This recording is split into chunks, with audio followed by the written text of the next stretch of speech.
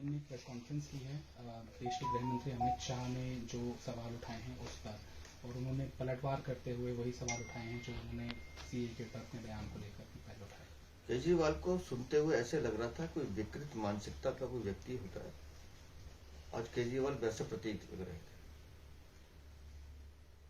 सबको मालूम है भारतीय जनता पार्टी के घोषणा पत्र में था कि हम सीएए लागू करेंगे। लोकसभा में बिल पारित हुआ, एक शब्द अरविंद केजरीवाल के मुंह से नहीं निकला। अब जब वो कानून अमल में आ गया है, अब ये उसमें धर्म के आधार पर राजनीति ढूंढ रहे हैं।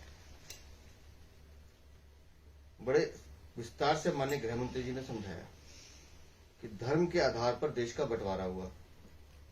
उस समय ये कहा गया कि अभी आप रुक जाइए, जब माहौल ठीक होगा आपको वापस बुला लेंगे। किसने कहा था? प्रधानमंत्री जवाहरलाल नेहरू ने कहा था। अब नेहरू के आश्वासन को अगर आज माननीय प्रधानमंत्री मोदी की गारंटी पूरा कर रही है तो केजरीवाल को तकलीफ क्यों हो रही है? क्योंकि जिन पर अत्याचार हो रहा है वो हिंदू हैं, सिख हैं, बौद्ध हैं, जैन हैं, ईसाई हैं, पारसी हैं, वहां के अल्पसंख्यक हैं। उनकी लड़कियां उठाई जाती हैं, मंदिर गुरुद्वारे तोड़ दिए जाते हैं, गुरु ग्रंथ के साथ बेअदबी की जाती है। अरविंद केजरीवाल एक शब्द नहीं बोलते। क्यों? क्योंकि उसमें कोई मुस्लिम नहीं है। इनको सिर्फ एक मत की राजनीति करनी है, एक धर्म की राजनीति करनी है। इनमें मानवीय संवेदनाएं खत्म हो गई। बार बार कहा जा रहा है कि 31 दिसंबर 2014 तक जो लोग आ गए, ये सीए का कानून उन पर लागू होगा। 2 करोड़ लोग कहां से आ गए? मतलब किसी तरह से समाज में जहर पिरोने का काम वो अरविंद केजरीवाल करेंगे। और कोई, मैंने कल भी कहा, आज फिर कहता हूं, असदुद्दीन ओवैसी, ममता बनर्जी, अरविंद केजरीवाल, तीनों की भाषा एक है। तीनों की भाषा एक है। रोहिंग्या मुसलमानों पर आज तक अरविंद केजरीवाल का एक बयान नहीं आया। ये कोई रोहिंग्या मुसलमान आज तो नहीं आ गए कांग्रेस के शासनकाल में। अरविंद केजरीवाल, तुम खुद दिल्ली में 9-10 साल से बैठे हो, तुम्हारे अपने मुख्यमंत्री रहते, तुम्हारे विधायक कितना अतिक्रमण और अवैध कब्जे कराने नहीं पता? तुम्हें सब मालूम है। कार्रवाई भी हो रही है, लेकिन जबान नहीं खुलती तुम्हारी। दिल्ली के मौलवियों को 42,000 को महीना तनख्वाह देते हो तुम। किसी पुजारी के लिए, किसी पादरी के लिए, किसी ग्रंथी के लिए तुम्हारी मुंह क्यों नहीं खुलता? क्योंकि एक धर्म की राजनीति करनी है। अरे उन माताओं बहनों से पूछो जिनके बच्चे उनके सामने उठाए गए।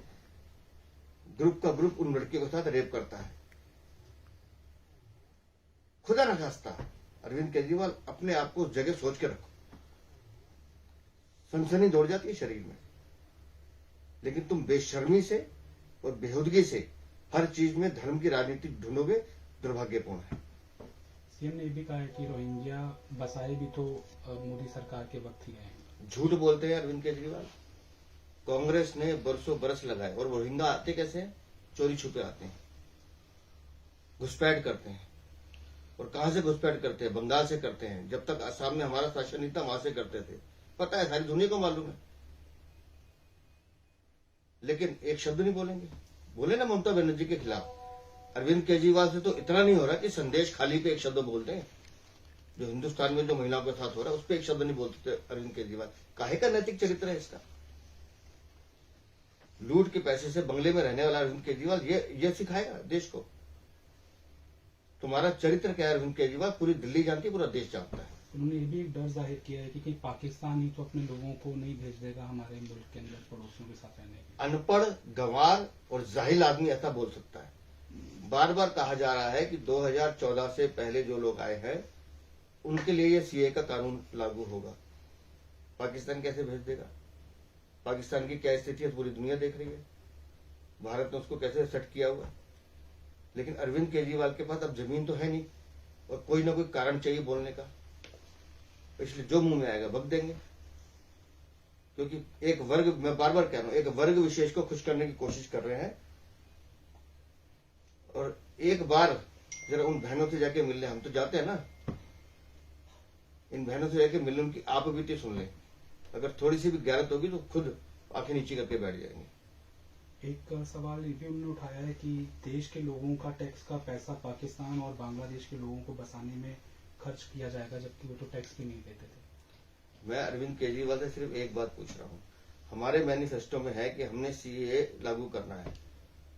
जब लागू हुआ है तो आज तुम्हारी जबान पे खुल रही है।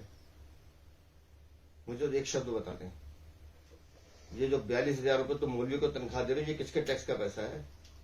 ये मुझे बता दें। संदेश खाली में जो महिलाओं पे अत्याचार हो, तेरा एक शब्द तेरे मुंह से नहीं निकलता, वो बता दें। चित्त भी मेरी, पट भी मेरी, ऐसा नहीं होता है।